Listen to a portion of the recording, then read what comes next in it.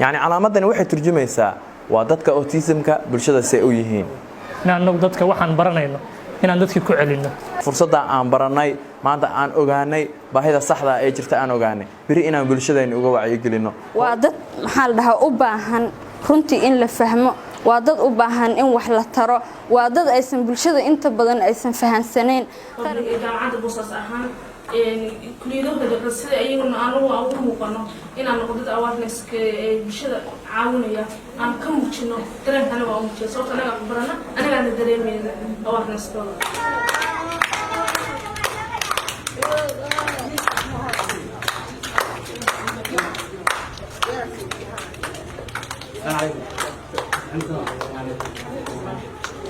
hadduu gool leeyahay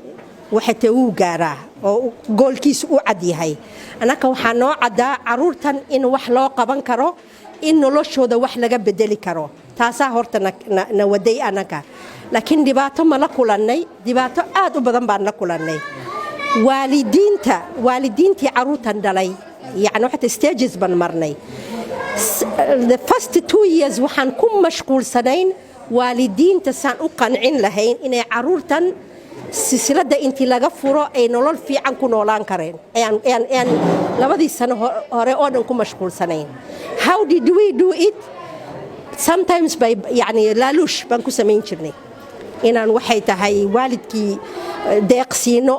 inaan waalidkii ka farxino yagii caruurtii walaayti anakoo lacag haysanin guriga ma noogu imaan karta aabaha ayaa ugu daran oo ilmahan fuquuqa and they trust us that much inay sirtii guriga nala qaybsadaan ayay hadda marayaan oo ama waxay dhaheen wiilka weyn baa ugu daran oo ilmahan dilaya kaale la hadal do we have programs for them yes our wiilasha siiba wiilasha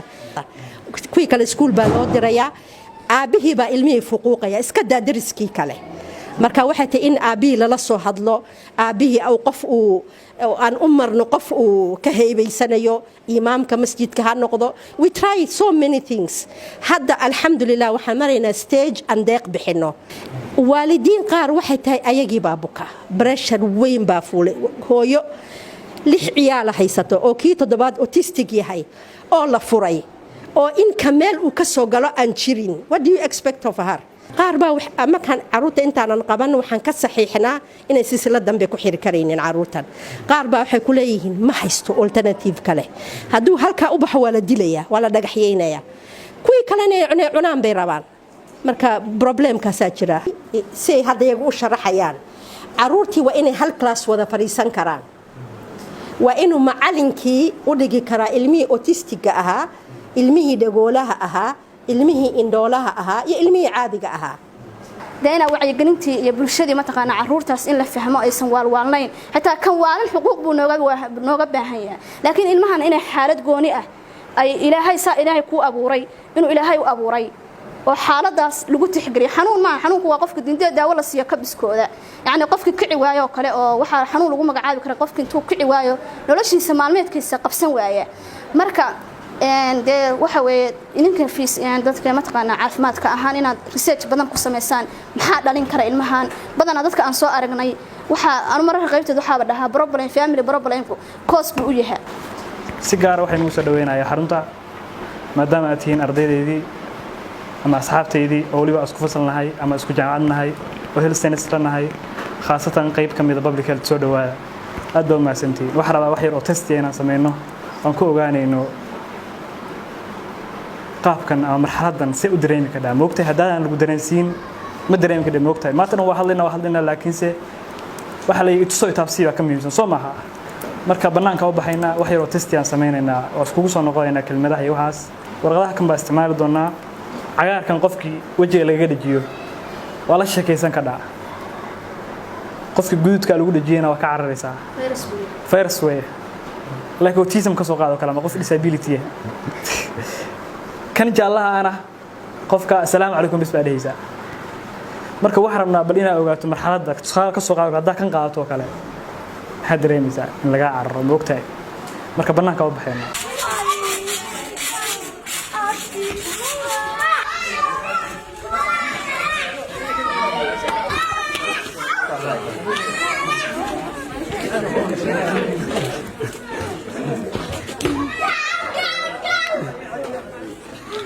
laba ama hal inay xaggan noo soo istaagaan bal perception-kooda ay ka hadlaan aad ugu dhiirigelinayaa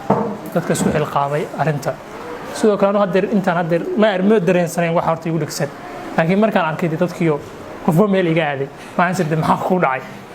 marka qof maalin walba sidaa loo geliyo waalidkiisa u geliyo isagoo laftigiisu dhib bura marka anaga mas'uuliyadda saaran waxa weey inaan anagu dadka waxaan baranayno inaan dadkii ku celino qadar wixii ugu weyn aan arkay wuxuu ahaa inay dadkii iga carareen qof ila hadli jiray waxa la yiri gacmo wada jir bay wax u gooyaan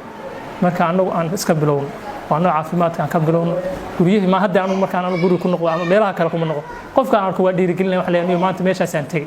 hadaan tagayna wax khibrad badan baa soo arkay dad masaakiin oo la caawinay waa dareen aad iyo aad cajiib u ah waa dareen loo baahan yahay ka bulsho ahaan ka caafimaad ahaan dhan walba in lagu booranaado loo baahan yahay bulshada in ay wax badan aysan ka fahansanayn maadaama aan maanta arkayba inta yarta ayadoo warqadda ay igu dhigan tahay si ay bulshada igu noqdeen maxaa u malaynaysaa dad maalin ilaahay keeno waa kastoo dilaaca ay xaaladoodu sidaa tahay run ahaantii waa arrin la rabo in aan anagu gaar ahaan haddaan bahda caafimaadka nahay gaar ahaan public health-ga waa wax loo baahan yahay bulshadeenu u baahan tahay loo baahan yahay waxyaalo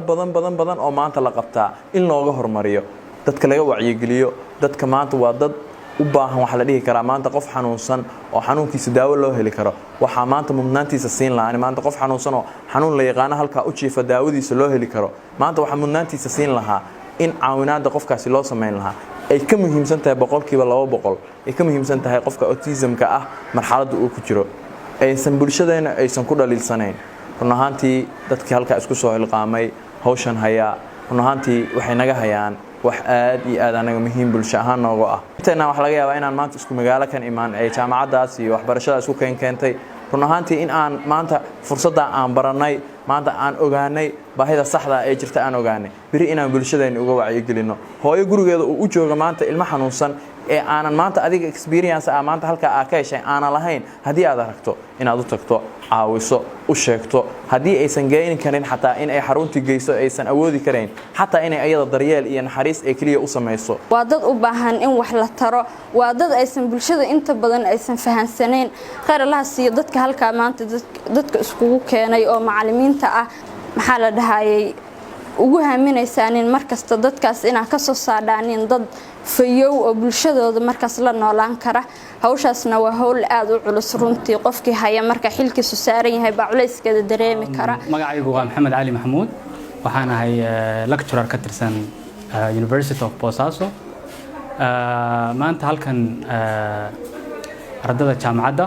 kulliyadaha public health iyo nutrition waxay booqasho ku yimaadeen centerkan oo ah autism center oo ku yaala Garowe ujeedooyinka halkan oo keenay waxaa ka mid ah ardada in ardadu ay ka faa'iideystaan khibradda dadka gacanta ku haya centerkan maadaama ardadaas ay yihiin inta badan shaqadoodu ay tahay community-ga ama bulshada